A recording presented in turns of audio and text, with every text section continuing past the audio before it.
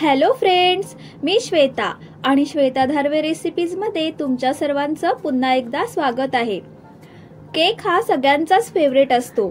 आपण बरेच वेळा मार्केटमधून black forest, pineapple, strawberry, chocolate हेच केक आणतो।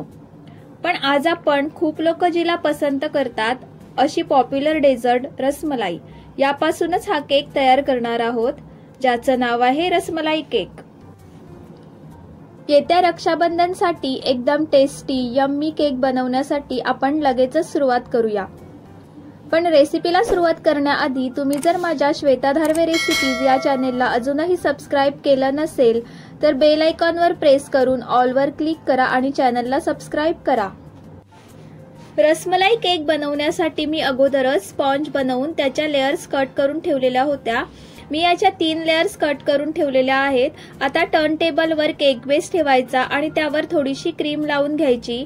क्रीम लावल्यामुळे आपला केक सारखा घसरत नाही व आयसिंग करणे सोपे जाते।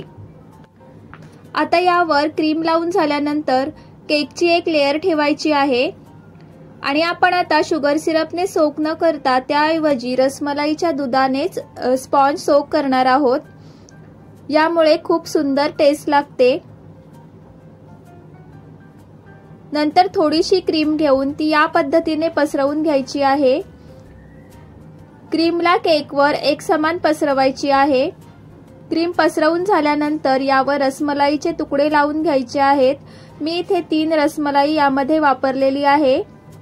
यामुळे केकच्या चवीमध्ये दुप्पट वाढ होते व केक खाताना केकच्या पीसेसमध्ये ही रसमलाई लागते, तेव्हा केक खूप टेस्टी लागतो। फ्रूट्स वापरू शकता। त्यानंतर केकची दुसरी लेयर लावायची आहे। या लेयरला ही रसमलाईच्या दुधाने सोक करून घ्यायचं। इथे एक गोष्ट लक्षात ठेवायची आहे, साधं दूध इथे वापरायचं नाहीये। इथे तुम्ही रबडी किंवा रसमलाईचंच दूध वापरायचं आहे, कारण हे दूध थोडं घट्ट असतं। त्यानंतर पुन्हा यावर आपल्याला क्रीम पसरवून घ्यायची आहे। त्यानंतर पुन्हा रसमलाई लावायची आहे। अर्धा किलो केकसाठी मी इथे पाव किलो रसमलाई घेतलेली आहे। साधारण 80 ते 100 रुपयापर्यंत ही रसमलाई आपल्याला मार्केटमध्ये मिळते। मी इथे घरी बनवलेली रसमलाईच वापरलेली आहे आणि याची रेसिपी देखील मी लवकरच या चॅनेलवर शेअर करणार आहे। लगेचच यावर आपल्याला फायनल लेयर लावायची आहे। तिलाही दुधाने सोक करायचं आणि आता केकची क्रम कोटिंग करायची। क्रम कोटिंग केल्यानंतर लगेचच हा केक रेफ्रिजरेटर मध्ये अर्ध्या तासासाठी ठेवायचा। क्रम कोटिंग केल्यामुळे केकचे जे क्रम्ब असतात ते केकला चिकटून राहतात व फायनल फिनिशिंग करताना ते मध्ये येत नाही। अर्धा तास झालेला आहे। अर्धा तासानंतर केक बाहेर काढून त्याची फायनल फिनिशिंग करणार आहोत। पाइपिंग बॅग मध्ये क्रीम भरून व्हिडिओमध्ये दाखवल्याप्रमाणे केकच्या खालच्या बाजूने अशा प्रकारे आपल्याला क्रीम लावायला सुरुवात करायची आहे। टर्न टेबल फिरवून ही क्रीम पूर्ण केकला अशा प्रकारे लावून घ्यायची आहे। जर तुम्ही बिगनर्स असाल तर पाइपिंग बॅग मध्येच क्रीम भरून फिनिशिंग करा। यामुळे क्रीमही कमी लागते आणि क्रीम वायाही जात नाही आणि फिनिशिंग करायलाही सोपे जाते। मी या ठिकाणी रसमलाई केक असल्यामुळे क्रीम मध्ये थोडासा येलो कलर ऍड केलेला होता। क्रीम लावल्यानंतर पॅलेट नाईफने वरची क्रीम प्लेन करायची। अगदी हलक्या हाताने झिगझॅग वाल्या स्क्रॅपरने कोमची डिझाईन द्यायची।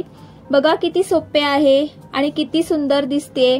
त्यानंतर वरती जी क्रीम येते ती हलक्या हाताने पॅलेट नाईफने प्लेन करायची। त्यानंतर पाइपिंग बॅग मध्ये व्हाईट चॉकलेट गनाश मध्ये मी येलो कलर ऍड करून आता केकच्या अर्ध्या भागावर ती अशा प्रकारे पसरवायची आहे।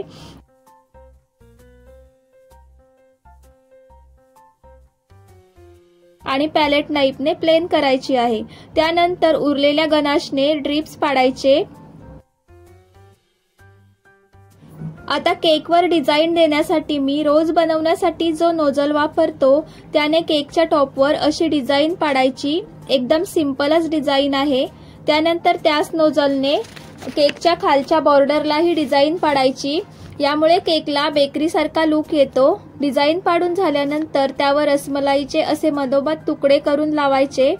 त्यानंतर रसमलाई फ्लेवरच्या चॉकलेटची गार्निशिंग लावत आहे आणि त्यानंतर रोज पेटल्स म्हणजेच गुलाबाच्या पाकळ्या लावायच्या।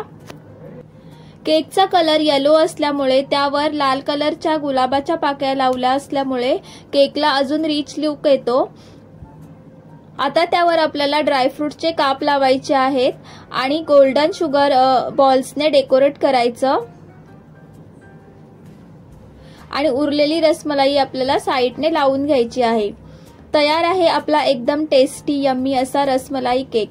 तुमच्याही घरात जर कोणाचा वाढदिवस असेल तर तुम्ही हा केक नक्की ट्राय करा। या रक्षाबंधनला तुम्ही तुमच्या भावासाठी किंवा बहिणीसाठी हा केक नक्की ट्राय करा आणि कसा झाला ते कमेंट करून नक्की कळवा।